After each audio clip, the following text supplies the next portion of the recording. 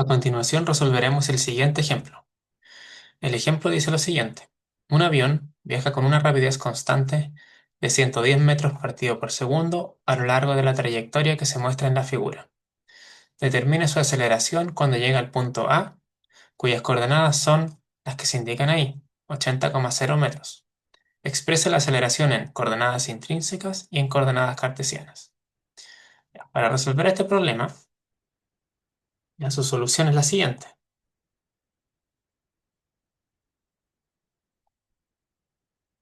Tenemos la trayectoria. La trayectoria está descrita por la función y igual 15 logaritmo natural de x dividido por 80. Como vamos a utilizar coordenadas intrínsecas, vamos a necesitar el radio de curvatura para la aceleración. Por lo tanto, vamos a tener que derivar esta función para poder encontrar el radio de curvatura, derivarla en función de la posición. Vamos a necesitar la derivada con respecto a x. Ya recordemos que esto es lo mismo que la derivada con respecto a x. Y sería 15 es una constante. La derivada del logaritmo natural es 1 dividido por lo que hay en el argumento del logaritmo natural por la regla de la cadena de lo que está dentro. La regla de la cadena de x dividido 80 es la constante 1 dividido 80. Bien, esto sería igual a 15. Esta división queda de este modo. Acá estos 80 se cancelan, quedando lo siguiente, quedando 15 dividido x. Vamos a necesitar el radio de curvatura en este punto. Por lo tanto, vamos inmediatamente a evaluar la derivada cuando x es igual a 80. Y eso, al evaluarlo, da lo siguiente. Evaluamos lo que está acá y esto da aproximadamente, o en realidad exactamente, 0,1875. Ya. Vamos a necesitar también la segunda derivada. Entonces tomamos la función y la volvemos a derivar. Tenemos que derivar la primera derivada. Y la primera derivada la tenemos acá. Es 15 dividido en x. Que es lo mismo que derivar 15 por x elevado a la menos 1. El 15 es una constante. Queda ahí. El menos 1 baja y al exponente hay que restarle 1. O sea, me va a quedar menos 2. Por lo tanto, esto es igual a menos 15 por x elevado a menos 2. Y nuevamente tenemos que evaluarlo en el punto de interés. Es x igual a 80. Por lo tanto, al evaluar esto, me va a quedar menos 15 por 80 elevado a menos 2. Y esto da el valor de menos 0,00234. Podemos añadir tantos decimales como deseemos. Con esto tenemos las derivadas. Por lo tanto, podemos evaluar el radio de curvatura.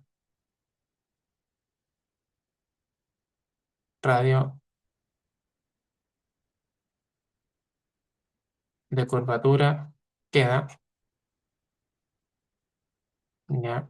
Y vamos a tener que ρ evaluado en x igual 80 va a ser igual a, utilizamos la ecuación de radio de curvatura, 1 más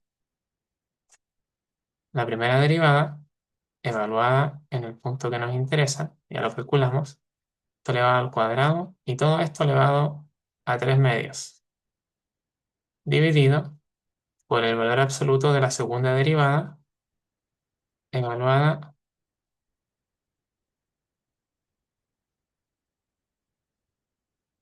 en x igual a 80, todo en valor absoluto. Y reemplazamos. Aquí vamos a tener 1 más la primera derivada al cuadrado sería 0,1875 y todo esto elevado a 3 medios dividido por el valor absoluto de este valor, menos 0,00234338 en valor absoluto. Y esto da un valor de 449,354. Esto está en metros. Ya, aquí tenemos el radio de curvatura para este punto, el punto A. Entonces, con ello ya podemos evaluar la aceleración. Ya, en coordenadas intrínsecas, que es lo primero que me piden,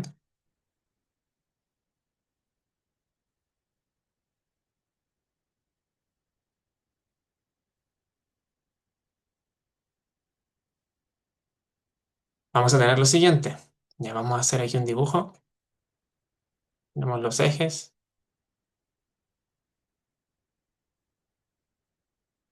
Y aquí más o menos está el punto A. Y la trayectoria es algo como esto. En este punto tenemos que tangenciar la trayectoria. Vamos a tener la aceleración tangencial. Y perpendicular a la curva o perpendicular al vector de aceleración tangencial, tendremos la aceleración normal. ¿Ya? Y la suma de estos dos vectores me da la aceleración total. Recordemos que la aceleración tangencial es su magnitud por un vector unitario en esta dirección, en la dirección tangencial, y la aceleración normal es igual a su magnitud por un vector unitario en esta dirección. Entonces, si vamos al problema, dice, el avión viaja con una rapidez constante. La rapidez es constante. Por lo tanto, podemos concluir lo siguiente. ¿Ya? Si la rapidez es constante, entonces B punto es cero, lo que implica que la aceleración tangencial, cuya magnitud es B punto, en este caso es cero. La derivada de la rapidez con respecto al tiempo es nula, ¿ya? Porque viaja a rapidez constante.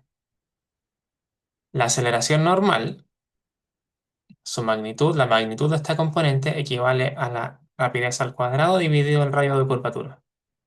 La rapidez la entrega el enunciado, es 110 al cuadrado, y el radio de curvatura lo obtuvimos en el paso anterior. Y nos dio un valor de 449,354. Al reemplazar estos valores, nos da 26,93 metros dividido segundo cuadrado. Entonces, si reemplazamos, nuestra aceleración queda la aceleración tangencial más la aceleración normal, pero vimos que esta componente es cero. Por lo tanto, la aceleración en coordenadas intrínsecas va a ser 26,93 metros dividido segundo cuadrado en coordenadas intrínsecas. Y con esto tenemos el resultado, el primer resultado.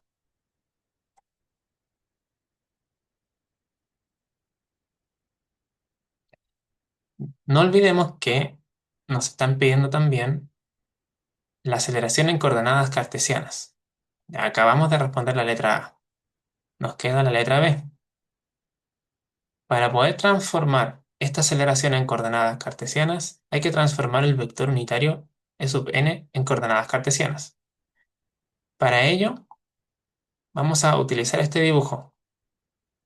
¿Ya? Lo vamos a volver a dibujar y vamos a explicar cómo transformar este vector unitario en coordenadas cartesianas. Entonces, tenemos un eje horizontal, un eje vertical La curva es algo como esto. Acá está el punto A, el punto en cuestión. Y si dibujamos los vectores, tenemos. Voy a exagerar la magnitud para que se entienda el problema. Tenemos un vector unitario que va a ir en esta dirección y un vector unitario normal que va en esta dirección. Estos dos vectores son perpendiculares entre sí. Y el vector tangente al vector tangencial, este vector tangencial es tangente a la curva, va a formar un ángulo con la horizontal. Y el ángulo y va a haber otro ángulo que va a ser formado por la horizontal y el vector normal. Le vamos a llamar a este ángulo beta. De aquí nosotros podemos obtener el ángulo alfa. ¿Cómo podemos obtener el ángulo alfa? Ya lo hemos visto con anterioridad. Sabemos que la derivada de la función, ¿de cuál función? De la trayectoria, que era 15 por logaritmo natural de x dividido 80. La derivada de esta función, evaluada en este punto, en el punto A, que es igual a x igual a 80, equivale a la tangente del ángulo que forma la recta tangente a la curva con respecto a la horizontal. Ya, esto lo conocemos de cálculo diferencial. Por lo tanto, seguir aquí un poco más abajo, vamos a tener que esta derivada ya la conocemos. Esta derivada equivale a 0,1875. Ya la, ya la calculamos anteriormente. Por lo tanto, esto implica, lo voy a escribir más abajo, que la tangente del ángulo es igual a este valor.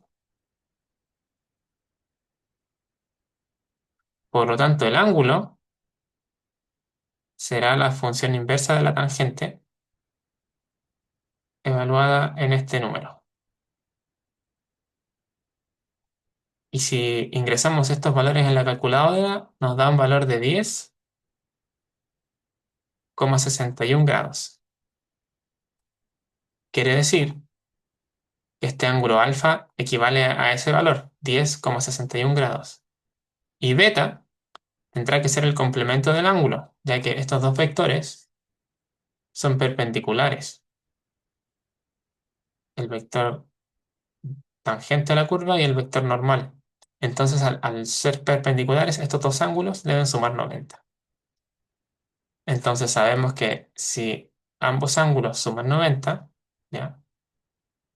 Si alfa más beta deben sumar 90 grados, entonces beta será igual a 90 menos alfa, es decir, 90 grados menos el valor que obtuvimos anteriormente. Y esto da un valor de 79,39 grados. Entonces, si dibujamos el vector normal acá, que es unitario, puede ser descompuesto por la suma de dos vectores, un vector horizontal y un vector vertical. Con esta transformación pasaríamos el vector normal a coordenadas cartesianas. Este ángulo es beta, es decir, 79,39 grados. Y este vector, sabemos que el vector normal es unitario. Por lo tanto, este vector, como acompaña al ángulo, equivale a coseno del ángulo en la dirección horizontal. Y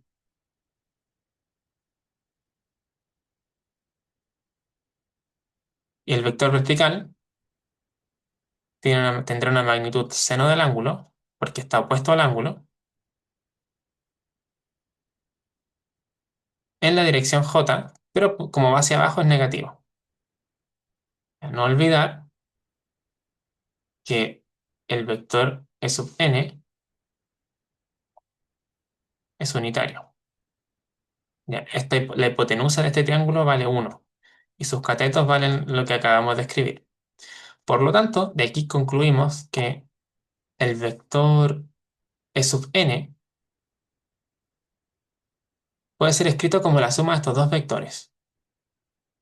Coseno de 79,39 grados en la dirección y menos seno de 79,39 grados en la dirección j. Si ingresamos estos valores en la calculadora, nos da aquí 0,1842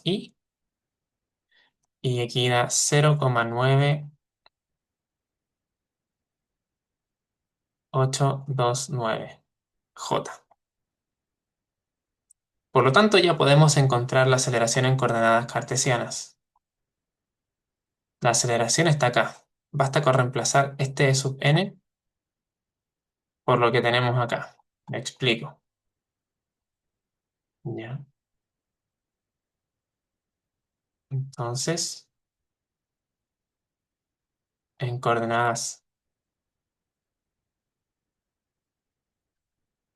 cartesianas tendremos que la aceleración es, anteriormente vimos que valía 26,93 sub n, y ahora E sub n lo reemplazamos por lo que obtuvimos acá. Es decir, tenemos 26,93 por, y E sub n es lo que está aquí, 0,1842 y menos 0,9829j, metros partido por segundo cuadrado. Y aquí hacemos las multiplicaciones correspondientes y nos da un valor de 4,963 y menos 26,47j. Y todo esto está en unidades de metros dividido segundo al cuadrado. Y con eso resolvemos el problema. Con eso hemos encontrado la aceleración en coordenadas cartesianas.